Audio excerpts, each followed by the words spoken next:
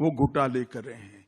और अल्पसंख्यक तुष्टीकरण की राजनीति, केसीआर साहब का चुनाव चिन्ह कार है, मगर कार का स्टीयरिंग उनके हाथ में नहीं है, मजलिस के हाथ में है। कोई भी फैसला करना हो, मजलिस क्या कहेगी वो सोचकर फैसला कहते हैं। पूरे देश भर में एकमात्र राज्य तेलंगाना ऐसा है जहां मुस्लिमों को रिलीजियस रिजर्वेशन देने का काम हुआ है। एक गैर संवैधानिक, भारतीय जनता पार्टी ने तय किया है कि गैर संवैधानिक रिजर्वेशन को समाप्त कर कर ओबीसी को रिजर्वेशन हम बढ़ाएंगे, एससी एसटी का भी न्यायिक रिजर्व। कि यहां पर सरजमीन हैदराबाद पर हुकूमत हिंद के वजीर दाखिला अमित शाह आए और उन्होंने आते ही सीधा सीधा मजलिस पर तनकीद करना शुरू कर दिया और कहा उन्होंने कि अगर बीजेपी को मौका मिलेगा तेलंगाना में तो वो तेलंगाना से जो मुस्लिम अक़लियत को 4% तहफ़्फ़ुज़ात मिल रहे हैं वो उसको खत्म कर देंगे।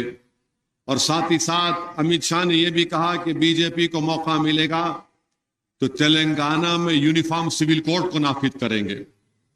ये 4% तहफ़्फ़ुज़ात जो मिले हैं, इसमें मजलिस इत्तेहादुल मुस्लिमीन की बड़ी कोशिशें रही, बड़ी कुर्बानियां रही। और मुझे याद आता है कि उस वक्त मौलाना अब्दुल रहीम कुरैशी साहब की क़ियादत में हमने 4% तहफ़्फ़ुज़ात की जिद्दोजहद को लेकर पूरे उस वक्त के आंध्र प्रदेश में हमने एक मुहिम चलाई थी। रोशैया चीफ मिनिस्टर थे, वो परेशान होकर रह गए कि हजारों की तादाद में उस एहतजाज में लोग शिरकत करते थे। और उस जिद्दोजहद की बुनियाद पर उससे पहले मजलिस का तो एक रिकॉर्ड है, सबसे पहले तहफ़्फ़ुज़ात की अगर बात किसी ने की तो मौलवी अब्दुल वाहिद ओवैसी रहमतुल्लाह अलैह ने की थी। जब 1970 में पहला बीसी कमीशन बना था तो उसके पास जाकर अब्दुल वाहिद ओवैसी ने यह कहा था कि उन मुसलमानों को रिजर्वेशन मिलना चाहिए जो इनकम टैक्स अदा नहीं करते। खैर, आज अमित शाह ये कह रहे हैं कि बीजेपी को मौका मिलेगा तो रिजर्वेशन निकाल देंगे मुसलमानों का, और पूरे मुसलमानों को नहीं मिलता रिजर्वेशन। रिजर्वेशन उन मुसलमानों को ही मिलता है जो एक लिस्ट बनाई गई है बैकवर्ड कास्ट की, और उन्हीं को 4% तहफ़्फ़ुज़ात मिलता है, हर मुसलमान को नहीं मिलता। ये अमित शाह लोग हमारे हिंदू भाइयों में दीगर अपनाए वतन में नफरत पैदा करने के लिए कह रहे हैं कि हर मुसलमान को मिलता, नंबर 1।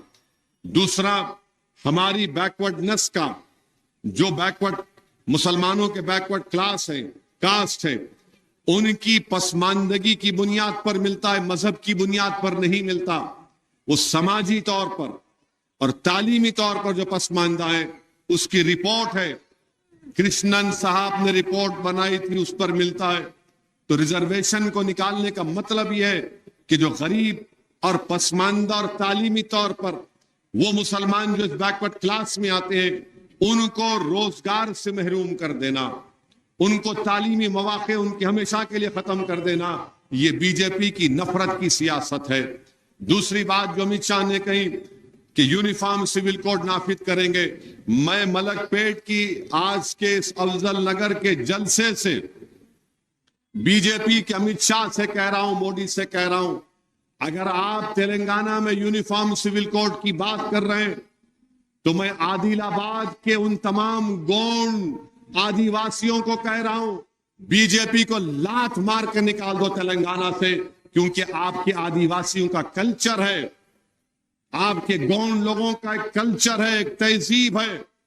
अगर यूनिफॉर्म सिविल कोड आएगा तो फिर उन आदिवासियों का क्या होगा, उन आदिलाबाद के गोंड का क्या होगा?